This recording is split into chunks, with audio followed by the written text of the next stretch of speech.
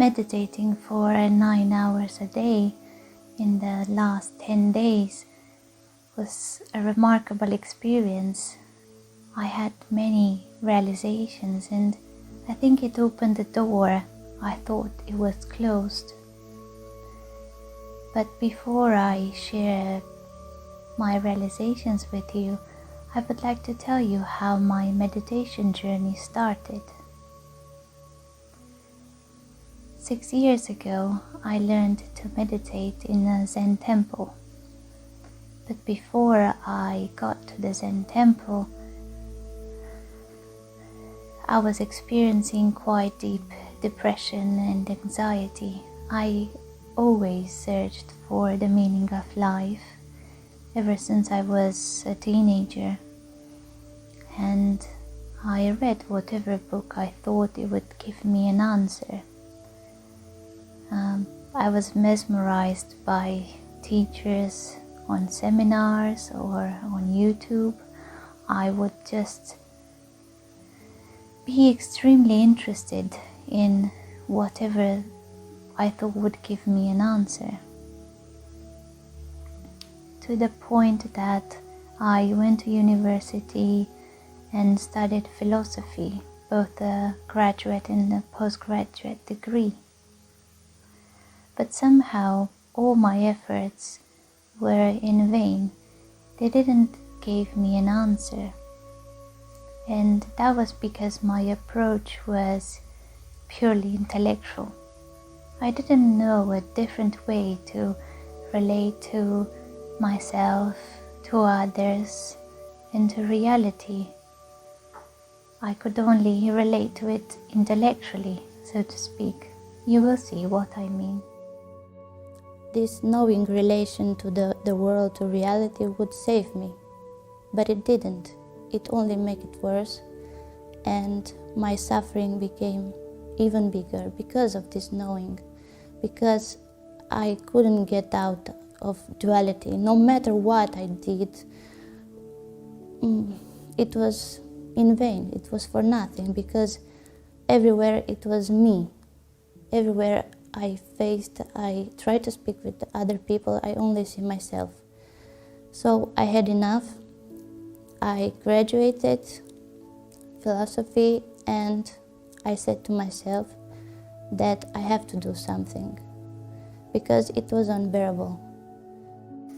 So, because of my huge interest in the meaning of life and why is there suffering, I dissected the world very much, trying to understand it, to the point that it was meaningless. It became meaningless to me. So I experienced a great degree of suffering. And because life started to be so unbearable, I knew I had to do something. So I moved to the Zen temple that I mentioned earlier. And there I learned how to sit with my own thoughts and feelings. It wasn't pleasant at all. It was quite intense, because my mind was very intense, and it gave rise to many egotistic and, of course, painful feelings in the body. During chanting, I was crying and I couldn't abstain myself, and I was embarrassing myself so. But it passed because of the practice. Only practice helps, no matter what. This is my opinion, and I'm speaking out of my own experience. No matter what we know, how much we read, what person do we encounter, and we find out some more, we only attach these teachings to our ego, because we make sense of it, we try to apply it, but it's the same I who applies these teachings. So it doesn't work. It works only for a short period, and then you still are sinking into your own self. I was captivated by my mind. but I didn't realize it before. Before sitting on the cushion, all the thoughts that I had were reality per se. But when I sat down with my thoughts, I realized that my thoughts are simply thoughts and nothing else. And the same went with my feelings. All the thoughts and feelings I had were arisings or occurrences in me. So as soon as I started to see that thoughts are just thoughts and nothing more, not reality, the mind somehow relaxed and the body felt more at ease. Then I started to see that these thoughts and feelings arise in me. Just like you have an empty space in which you put something. All these thoughts and feelings came and then disappeared. But this space was there. And the space was always so peaceful and calm. Then I felt that I found the answer. And I realized that no matter how hard I tried, I couldn't intellectually understand this. It's simply not possible. You can't think it. You can't think who you truly are. You can't even say anything about it. You can only be it. And I'm sure you've heard this many times, but I feel the need to say it all the time because it's so easy to conceptualize our experience and to try to grasp it no matter what. And I'm sharing with you this because this is what I realized on this retreat that I just participated, where I meditated for 9 hours a day for 10 days. I realized that in time, myself or awareness started to be sometimes something that I do with the mind or think that I am awareness instead of actually be it or stand as it. And whenever I had a conversation with somebody, I could easily notice that the conversation happened at the level of the mind. So that was one of the realizations I had during this intensive hours of meditation, that you can't make awareness. Even if you call it awareness, it's too much. And it really struck me when my friend that organized the retreat used the Zen stick to show me that reality or myself is just this.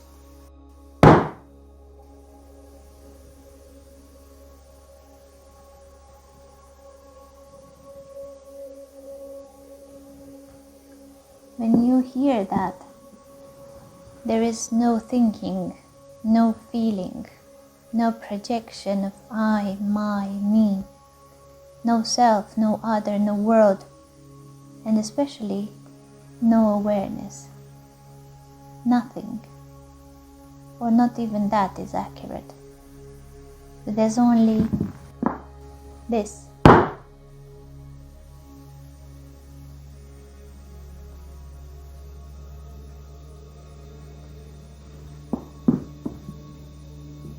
At that moment I realized that I was making awareness. including with all the metaphysics around it, with all the ideas I had about it, with all the knowledge I had about it, with all the memories of my previous realizations.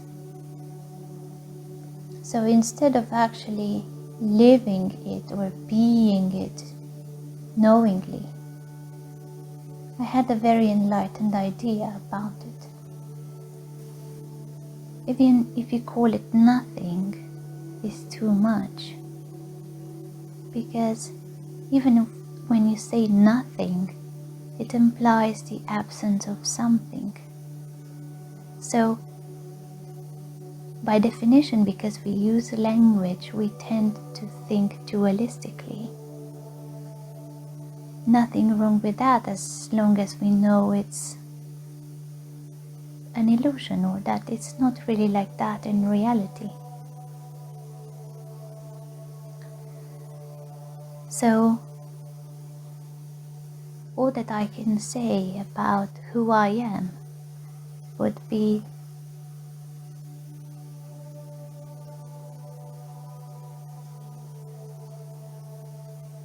I would stay silent. And then another realization, which I'm very grateful for, was that it's important to speak or to derive the understanding of who we are from experience. And then how do we do that?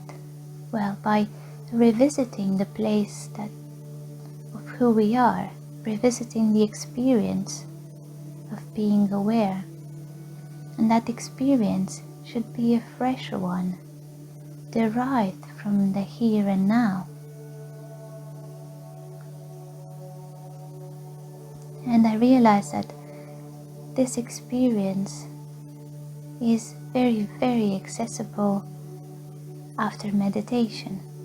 And I wouldn't say accessible, but I can have this experience freshly at all times, of course. But when I meditate formally on the cushion, I can go there knowingly. In today's society, I think we live quite a frantic way of life. Everything is a bit in a rush, and without realizing, it's so easy to make a me, an outside world, people, things to do, jobs to attend, and so on. So it's very easy to start thinking like that and to forget that you are already peaceful, already free. You are already who you are or what you are, and there's nothing you can do to improve that. Of course. But meditation is to go and see that you already are this peaceful presence that can't be disturbed no matter what, that can't be damaged or hurt, that it doesn't come or go, that it's always there. And it's beautiful and serene to simply see that.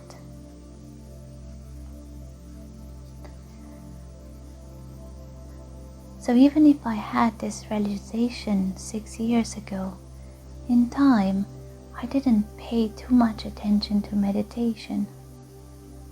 And I mean formal meditation, because it was very clear to me that I am this silence or this space or this peace. But somehow I also related to it intellectually. Rather than deriving my understanding from this direct experiencing, I made, so to speak, awareness.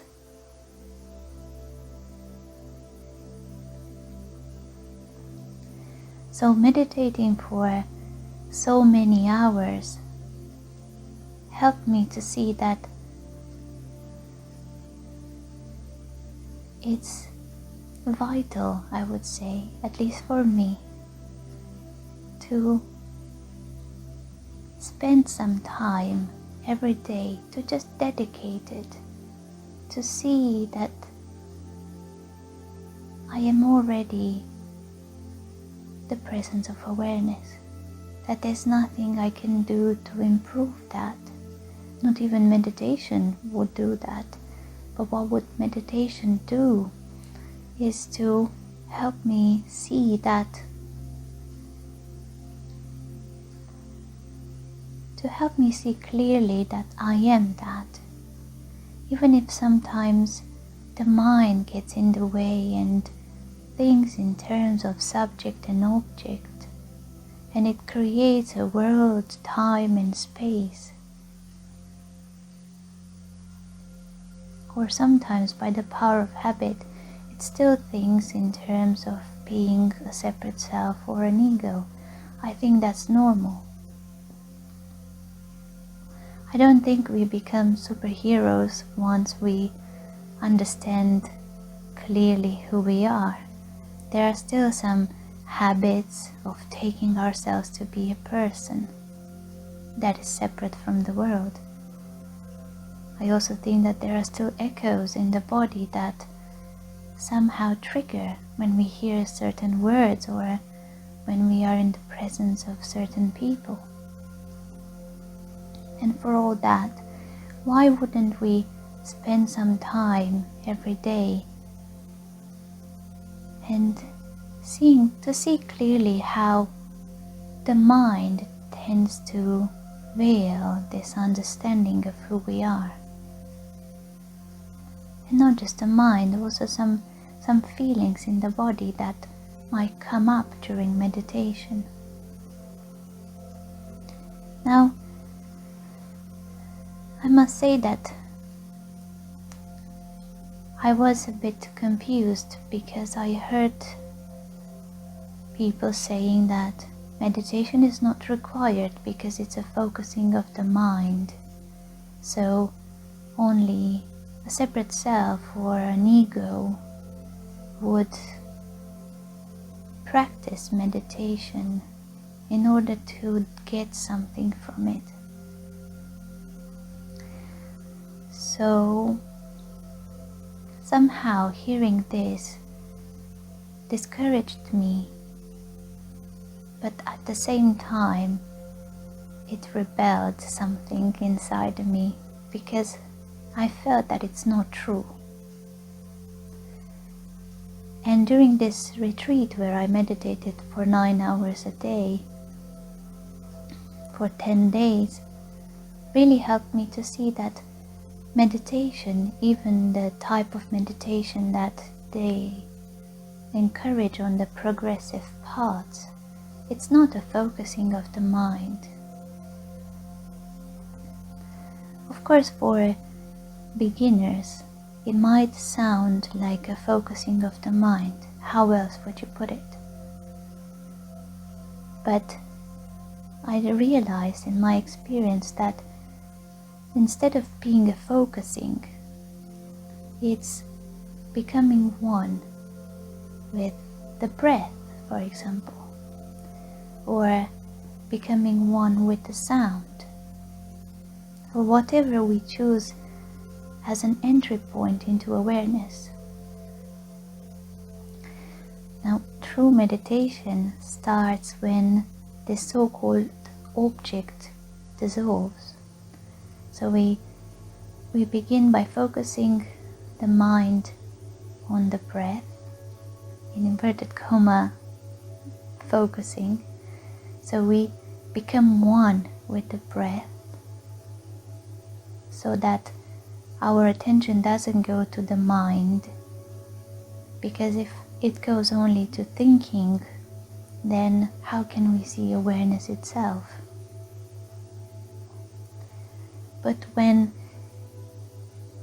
the mind somehow settles down, we begin to see the space in which the mind appears, which is awareness itself. So we are there meditating and then focusing on the breath or becoming one with the breath. And at some point, the breath simply disappears. We become one with it. And then there is awareness itself. But like I said, even calling it awareness is too much. So do I recommend meditation even on the direct path? Yes, I do with all my heart, and I encourage each one of you to do it. Not to discipline the mind, because as I just said, it's not a disciplining of the mind. It's seeing clearly who you truly are. Seeing through the mirage of thoughts and feelings. So seeing past the mask of the ego, or the psychological I that we sometimes think or believe that we are.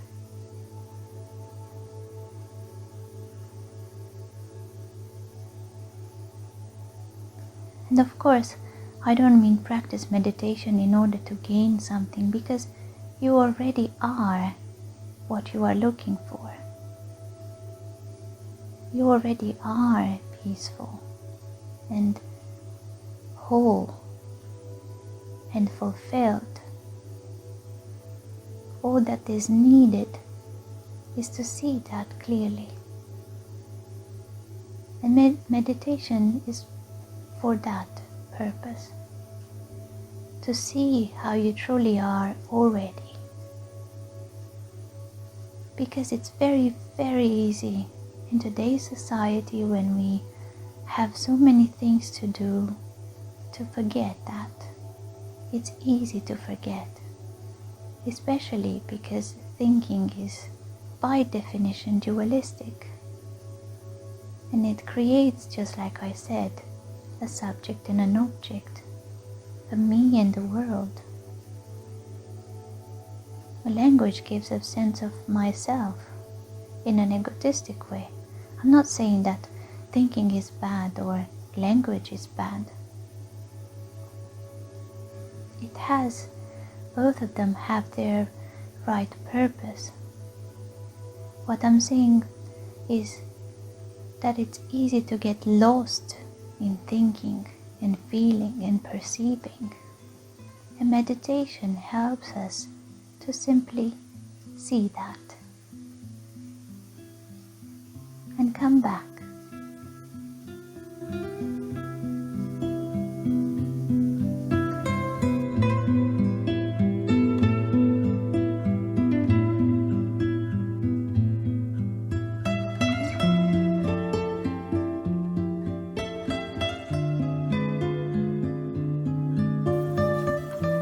So, having had these realizations, I created a Facebook group where I meditate live every day for 50 minutes times 2, and every Thursday for another 50 minutes. I will put the Facebook group in the description box below, and if you would like to join me, then I would be very grateful. Thank you.